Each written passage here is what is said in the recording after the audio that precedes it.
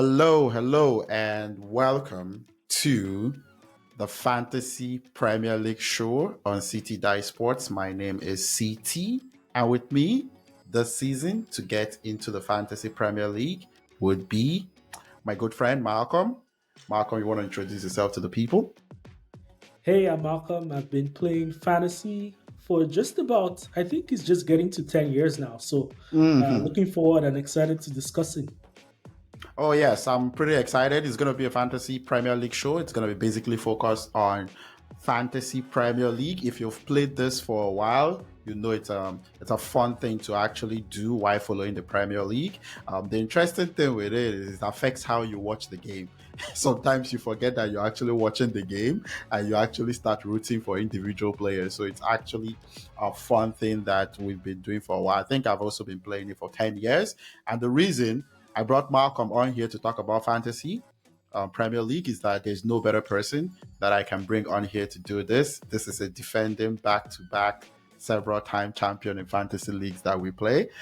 So who better to bring on the show than Malcolm to talk about it? For this first episode of the show, we're going to do a few things. I know by just speaking to a few people that some people are not aware of the changes to the rules for this season for the Fantasy Premier League. Basically. So we're going to go through those changes to the rules. And this is assuming that you already play Fantasy Premier League and you know the rules. If you've never played Fantasy Premier League before, I would encourage you to go into their site at fantasypremierleague.com or rather premierleague.com/fantasy and actually check it out, register a team, look at the rules, see how it's played. It's a fun game.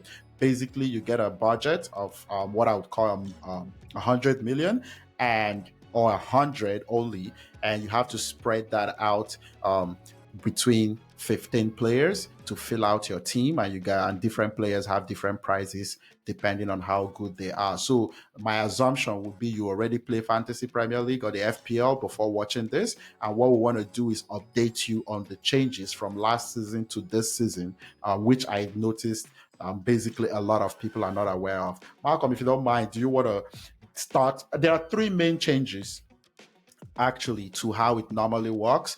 You can talk about the three changes and we can just discuss how we're actually viewing that going into the season. Yeah, CT, thank you. So, three changes, main changes to FPL this season, and I think it's going to really affect the way the game is played. So, the first one is the ability to roll more transfers. So, last season, you could only roll up to two transfers, and after the week, after the two transfers, it goes away. This season, now you can roll up to five. And if you play a chip like your wild card or free hits, you wouldn't lose your transfers. So your transfers wouldn't reset back to one like before.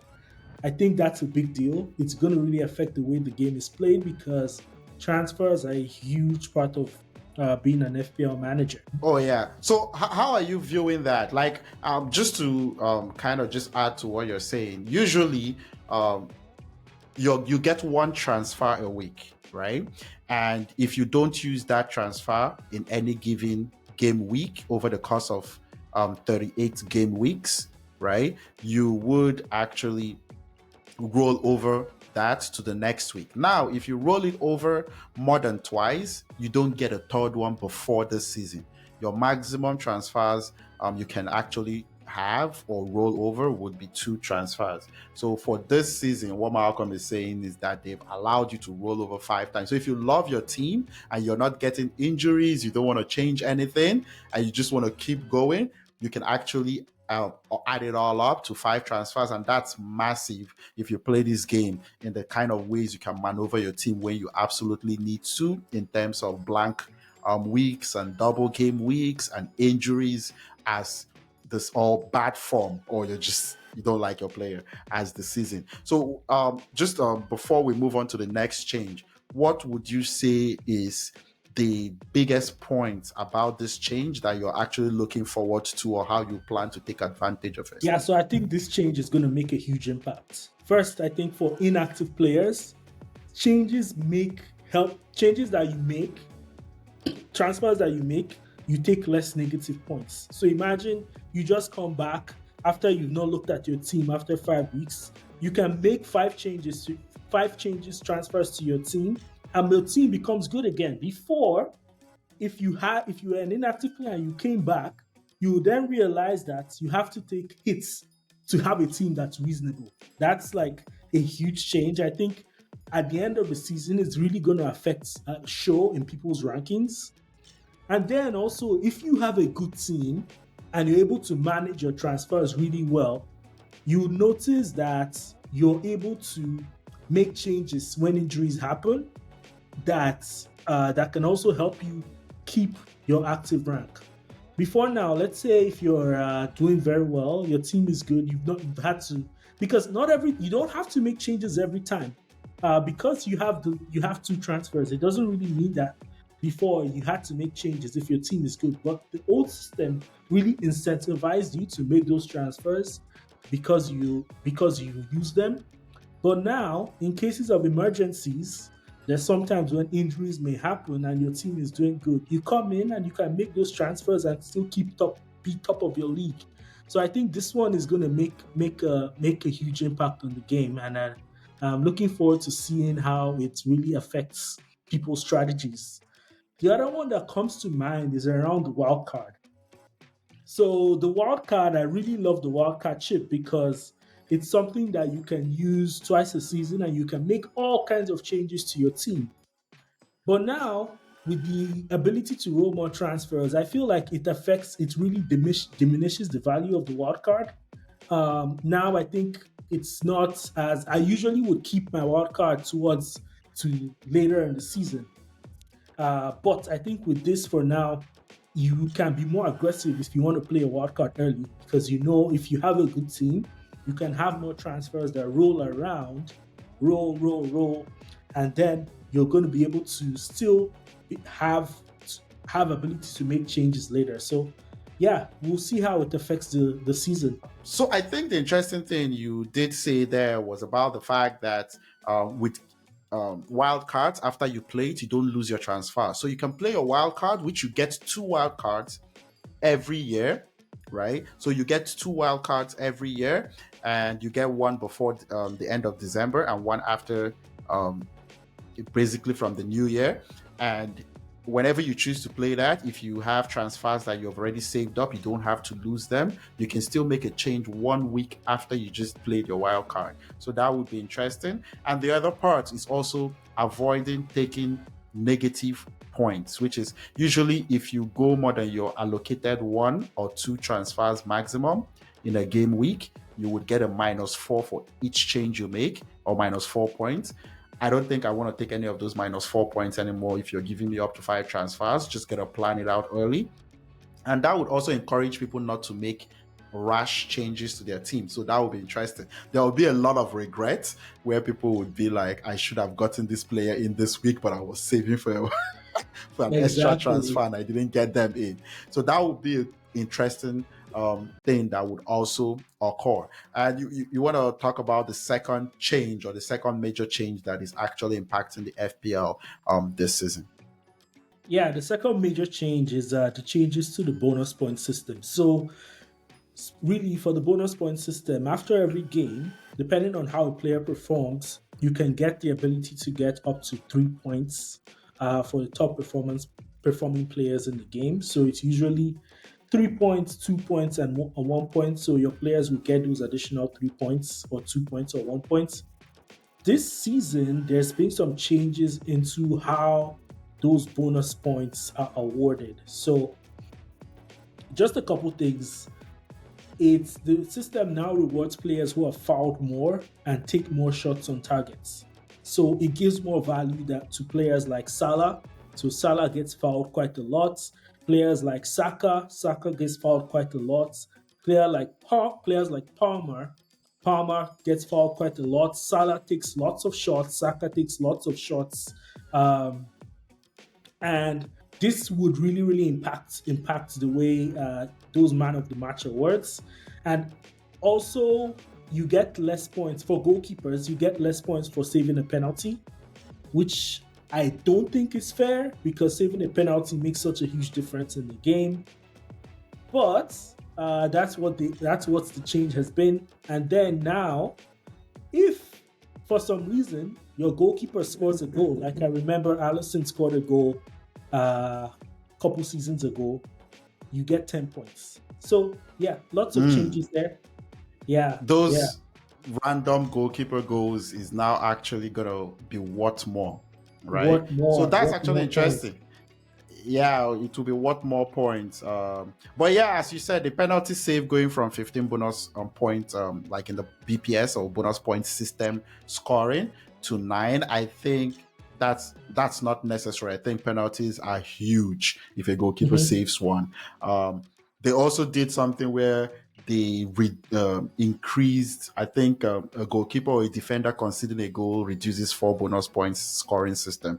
So now when your team gets hammered or lose 4-3 or concedes more goals, the chances of a defender, even though the defender scored, getting bonus points now becomes lower because of that actual penalty on the.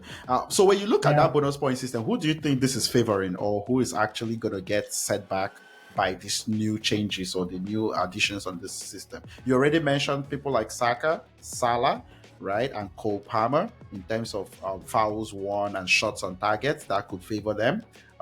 But like this definitely feels like in the bonus point system, defenders are gonna be left out and goalkeepers are actually being punished a little bit. Yeah, I definitely feel like defenders are definitely going to get punished. So if you think about Man City defenders come to mind, they usually would could have defenders that give assists or score goals, but they may not necessarily keep a clean sheet. Man City, you could see them scoring 4 then 80 minutes. So one team has scored Some one goal as a consolation. It always happens to me. Personally, I have Mhm. gradually in my team, so I think this definitely affects defenders quite a bit. The person I still think it helps in a sense is Trent Alexander Arnold, just because of the number of shots he takes and the chances he creates. Even though other defenders it might affect them, but I think for Trent, it will definitely. It's still this new point system would help him. So I also think it penalizes central defenders. Central defenders, most of the time, the way they can get those points are from bonus points are from getting clean sheets. So, and it's very difficult for a central defender to score. Um, and I think this is something that's going to affect. they score Yeah. more though with headers. Don't they score Yes. more with headers when you think of Van Dijk and like corners? Like they do Well, score more than fullbacks. It's just that fullbacks get assists. yes, yeah. So they do score more than fullbacks, but I do think like they're few and far between. Personally, I prefer to Oh go for the yeah, fullbacks. I prefer to go for the yeah. fullbacks. Like you could have Gabriel or Van Dijk maybe scoring 4 or 5 goals a season. When it happens, it's usually very, very wonderful. But I feel like with someone like Trent, you can expect at least 10 to 15 assists a season from him.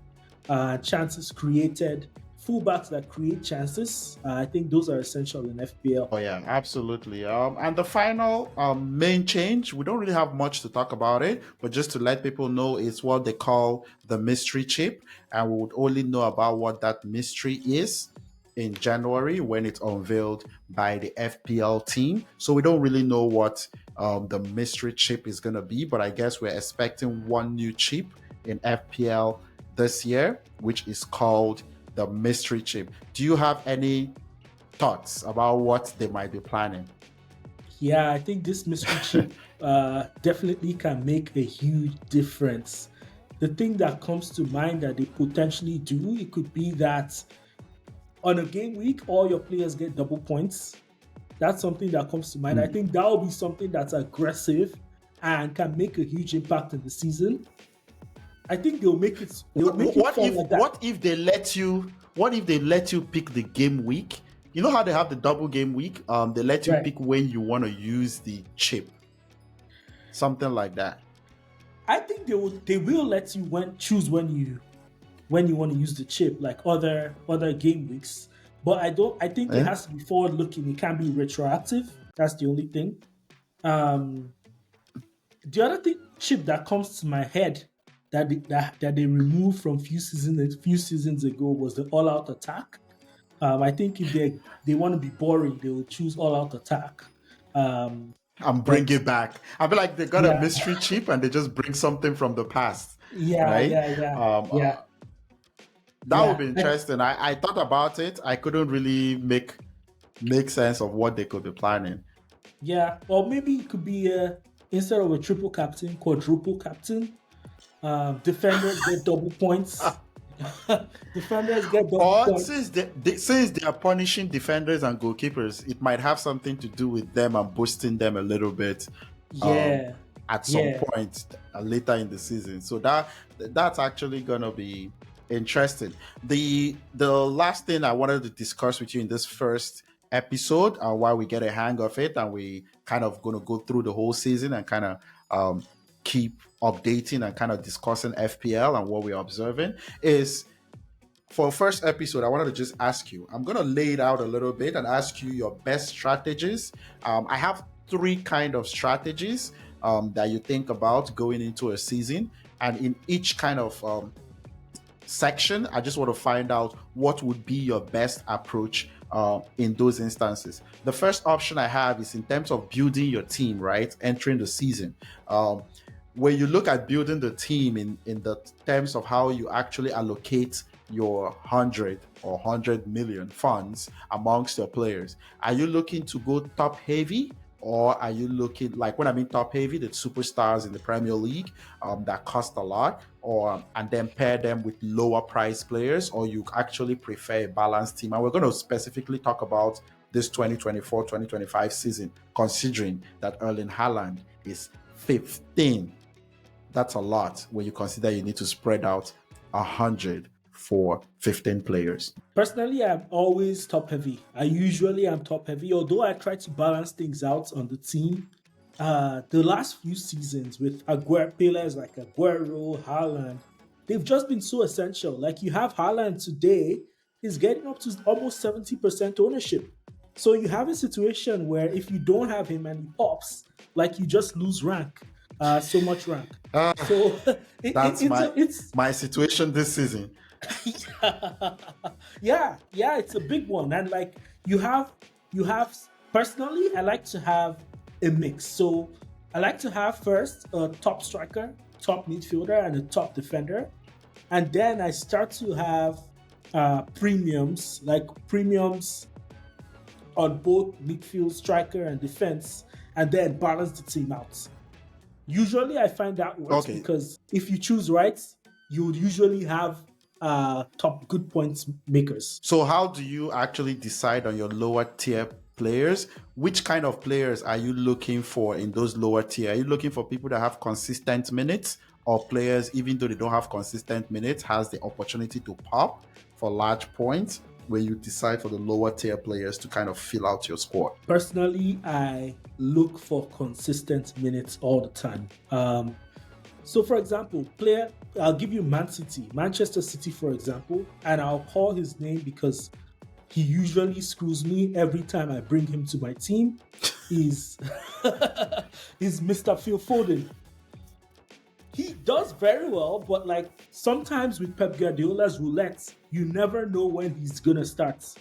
You have even Kevin De Bruyne. I love Kevin De Bruyne, but you never know when he's gonna start. So I love to have consistent minutes, even for my and also for my lower tiered players.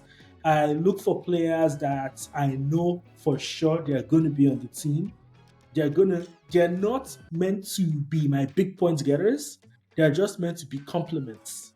So, and this has helped in the past. So you have, for example, last season when Cole Palmer was at 5.5 million and scoring so many goals and getting consistent minutes. Those are the kind of people I look for. And also, I check ownership. Usually, if the player is playing consistently and the player is doing very well, you start to see a trend in terms of the ownership. So I try to get on those guys early. before the bandwagon comes on. So players in the Yeah, past, and yeah, ownership also affects their price. And if you play fantasy FPL, you know that once yes, the ownership yes, rises, the price of the player starts rising too. Yeah. exactly. Yeah, so that's for that. So I'm guessing you're more of a top heavy person, like to first set up your team before you adjust than a balanced approach. So you want to get all the star players. You want to make sure you have a bit of, for this season, Haaland, Mohamed Salah, Cole Palmer, something of that kind of combination, Trent Yeah, Alexander-Arnold. I try to bring in this season because of the pricing. It's going to be difficult to bring in all the premiums into your team, but Yeah. at least have some of them and start to put other guys that you know are consistent and will give you points. So even though, like, if you look at someone like Sammy Watkins or Isaac, you know that those people are always going to play. They are top stars on their team. They're going to give you points. So those are my follow-on supporting cast. Mid Those are tier. my mid-tier supporting cast. And then I usually would try not to spend money on the goalkeepers. Personally, I try to not spend above 9.5 million, 4.54 for my goalkeepers. And then I have maybe one premium defender, usually I like Trent if he's playing well, then another premium defender from one of the top teams, and then try to look for 4.5 and 4 million defenders that are starting regularly for their teams and also uh, consistent, have the opportunity to maybe get assists here and there, or just get do something, do something. So Oh, that's usually oh yeah. how I look at my team. I kind of look at the team. Okay. The other part of in terms of strategy is you talked about how you kind of look at the full picture of the team. So when you look at how you value your team entering this season, right? Um, I call it a kind of strategy. Do you overload your midfield with the players you value the most because when they score a goal, it's 5 instead of 4 for a forward? Do you kind of get premium forward players because they have a better chance of scoring 2, 3 goals, that kind of stuff because they're the high line of the team. Maybe combining Haaland with like Oli Watkins or with Isaac, like a combination of top strikers. That's where you spend most of your money. Or do you value top team defenders because they have a higher chance of keeping clean sheets in defense than smaller teams that would actually get negative points sometimes if they concede too much? When you take a look at your full team picture, are you valuing midfielders like high scoring midfielders or high scoring forwards or high scoring defenders? Like, how do you look at that? Do you prefer anyone, or like how do you look at that? So I love to have first Haaland. I feel Haaland is essential. It's just so risky not to have him. So that actually hamstrings your budget quite a bit with 15 million this season. But I try to have a top striker with supporting strikers that are top strikers on their teams and also are doing well. On my midfield, I love to have wingers. So midfielders that are classified as midfielders and play as forwards, essentially. So Musala, but you can't always fit Musala on your team. So midfielders that play as number 10s are also good things I like to look out for. So people like Kevin De Bruyne, people like Saka, and then on the defense, I usually like to have You one. mean you mean Son too in that Oh yes, midfield, yes, that kind of Human Son. striker-ish. Yeah. Human Son is a player that when he's on form, he makes himself He so will have that essential. stretch. Yeah, he will have that stretch. I usually like to find that time. So he may not start for my in my team, but once I see he's picking up form, Human Son is coming in. Human Son is coming in. So yeah, you have to have some of those premium midfielders, and then like defense fullbacks that have potential to get assists. So I usually would like to have um, uh, fullbacks from the top team. So this season, Trent is playing well, but you think about a few seasons ago when Rhys James was healthy. Think about Cancelo. Cancelo, when he was on top form, was so good Popping. for me. Yes, yes, yes, yes, yes. So I like to have one of them, and then I fill up my defenders with like 4 million defenders. That sometimes I even drop them when I see prices that drop to 3.9, 3.8. I just put them on my team so I can spend money elsewhere. Elsewhere. Okay, so basically, on those players you want to bench, you look more to defenders for those instead of midfielders. The people that actually make your squad on game days are more of strikers and midfielders, and then the defense is where you actually usually, because there are different formations you can play, right? That defense is where you save your money, right? Oh yeah, For other definitely, positions, yeah. definitely. Okay. And then the final strategy I want to look at is how you pick your captain. For this season, we all know. Do you want to not pick Haaland and pay for it? Or do you pick your captain based on the best player on your team with the best matchup? Do you go like, okay, someone is playing Ipswich Town, someone is playing Sunderland, or like it, or Southampton, or a team that you think that can be beat quite easily, right? So do you look at matchups where you pick your captains, or you're like, I want the best player on my team to be having my captain no matter the matchup? It's a combination of both. I definitely prioritize matchup better, especially when I'm looking at premium players. So I would usually choose a striker or a midfielder that has a great matchup in that game week, and that has turned usually worked out for me. Um, Although sometimes you have cases where Will it work with Haaland? Because I'm seeing good matchups, but does it work with Haaland and the way that he's already started the season and what we kind of look at in case of price? Like, okay, let me yeah, give an example. it's If Haaland is playing Newcastle and you got Cole Palmer or Mohamed Salah playing a real bottom defense, let's say Everton or Southampton, something like that, who are you picking between Haaland against? I'm not using a top, but I'm using someone like Newcastle. Who are you picking in that situation? so for me, I think I choose Haaland in that situation. I only do this. I would choose based on matchup if it's Salah. So if you replace Palmer with Salah there, I probably choose Salah. Yeah. I So have if it just is over Salah, okay. if it's Salah with a good matchup versus Haaland, I choose Salah. Nobody else has built that track record over time that I know that okay, no matter what happens, he's gonna do his own. So, for example, when we're recording this podcast at the time when Haaland just got a hat trick, and so Yeah. Haaland scored a hat trick, but Salah himself played against Manchester United, and Salah Yeah. had what was that? Two goals, two goals and one I, assist. I think he had one goal and two assists, something like that, One because goal and Luis one. Diaz. Yes, yes, one goal and two assists, and they just ended up at around the same number of points. So Yeah. I personally like Salah. We'll see how this season goes along because Palmer is someone that has been playing really well, and so for example, Had one big week, right? Where he exactly scored about over 17 points. Yeah. exactly. So we'll see how Palmer performs, and Palmer might change my mind. Yeah. So I guess I gotta ask you one captain question.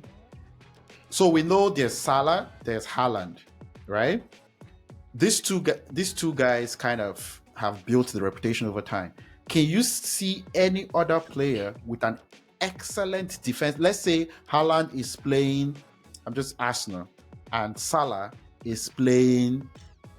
I'm gonna use any team with a decent Aston Villa, maybe away from home. Is there a chance you go with Cole Palmer, Bukayo Saka, Heung-min Son, Bruno Fernandes, any of all these other near mid-tier, top-tier midfielders against a really bad defense? So first off, one player I never go for is Bruno Fen. Well, I should Bruno Fernandez. I don't know. He's I don't a know why I added him there, but out of respect for okay. for him and Manchester United fans, Yeah, which so he's I he's shouldn't one really of the care about. frustrating players in fantasy that plays really well, but could come out with 2 or 3 points. So I never go for Bruno Fernandez, but I think people like Carson Palmer. Carson Palmer is one person that has really caught my That's eye. I think Cole he's. Palmer, right? I said yeah, Cole Palmer. I said Carson Palmer. Yeah. Cole Palmer. Yeah, Cole Cole Palmer. Palmer. Cole Palmer is someone that has really. Are you thinking NFL? But go ahead, yeah. Carson Palmer is oh yeah, there's Carson Palmer is NFL. Yeah. Yeah, that's That's why. yeah, go Yeah. ahead. Cole That's why, Palmer. yeah. Yeah, Cole Yeah. Palmer because Cole Palmer is consistent. He's always gonna be, he's always gonna be on the team. He creates lots of Taking chances. penalties. He's on penalties. He can score goals. Yeah, that's one person. Kevin De Bruyne. If I know Haaland is not playing, Kevin De Bruyne is somebody that always comes to my mind. Oof. Yeah, because he can give you when he pops, he pops. When he pops, he Yo, pops. this year in FPL is absolutely exciting, guys. Like for real. Yes. Like we've been talking about all these top midfielders, and this was the first time we actually mentioned Kevin De Bruyne, which is a midfield that is actually game changing. But there's so many options, and they're so expensive, and you gotta pick and choose, and you can't have all of them. And it's wild that De Bruyne didn't even come to my mind when I was calling people like Saka, Cole Palmer, and it shows you the amount of top level talent that you gotta pick from that's actually expensive or top tier players. It's Yeah. gonna be an Yeah. exciting. Yeah. It's gonna be an exciting. Yep. Yeah, another point for captaincy. I always consider Bukayo Saka. I love Saka. He's on penalties. He gets fouled a lot. He can score goals. He can give you those assists. And he's consistent. One thing I feel about Saka is that even though at times he may not give you 20 points, he's always going to give you consistent 8, 9, 10 It's nine. consistently. He doesn't really do Exactly. those big weeks that Cole Palmer does, or the big Yes. like I'm giving you 15 plus points. Exactly. So he's always on my radar. But yeah, so there's a couple people. Trent at times, if I want to go differential, and Liverpool has a good matchup, I could go with Trent. So for example, last week, If I think they can keep a clean sheet, yeah. If you think they can keep a clean sheet and he can score, yeah. Yeah. So this season, Trent has had clean sheets in all the games, but something interesting happened in the first game of the season. No goals, no assists. He still gets 3 bonus points because he's always creating chances. He's on free kicks. He's like impacting the game in so many different ways. So if Liverpool has a good fixture, I always think about Trent. And even last week, Liverpool played Manchester United, and he almost scored a goal. His goal was ruled out for by the VAR.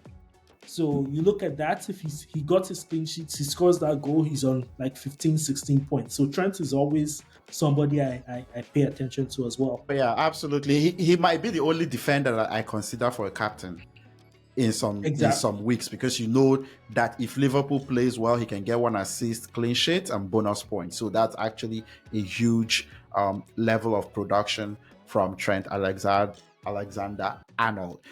So we're gonna wrap up here for this first episode. That was actually great. Wanted to just get this first episode going, bring up some important changes that people should know that I don't think everybody that plays FPL already knows about this. Thank you, Malcolm, for shedding some light on that. Any final words as we keep doing this and keep going on? No, it's going to be an exciting season. I'm looking forward to playing this season and seeing where things go. Okay, absolutely. So yeah, for everyone listening, I appreciate it. On the City Dice Sports Network. There's going to be lots of content this year. Going to try to put out more. Malcolm is going to be here for the FPL, and there are also other contents. Don't forget, like, subscribe, share. Absolutely love doing this. And as long as we keep doing this, I'll keep also enjoying and doing this as well. Thank you, Malcolm, for coming. And we're going to be hopefully doing this more often as the season goes. Let's enjoy the season. Let's have a good time. Let's play FPL. Peace.